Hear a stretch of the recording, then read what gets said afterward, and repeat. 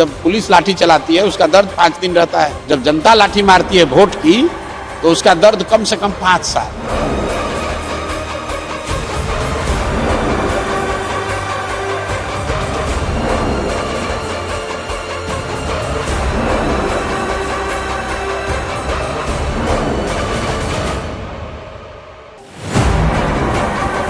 मुद्दा ये है कि लोकतंत्र है, आप गांधी की बात करते हैं और आप यहाँ लाठी तंत्र बनाए हुए हैं। पिछले 3 वर्ष में 87 से ज्यादा शांतिपूर्ण प्रदर्शनों पर, धरनों पर नीतीश कुमार ने लाठी चलवाया है। अनगिनत जो भी समाज का वर्ग यहाँ आया है उस पर नीतीश कुमार ने लाठी चलवाई। पूरे देश में 3 वर्ष में जितनी लाठी चार्ज बिहार में हुआ है, धरनों पर, प्रदर्शनों पर, मार्च पर, पूरे देश में कहीं नहीं हुआ है। बिहार के 5 करोड़ युवाओं का आवाज आप कैसे दबा सकते हैं?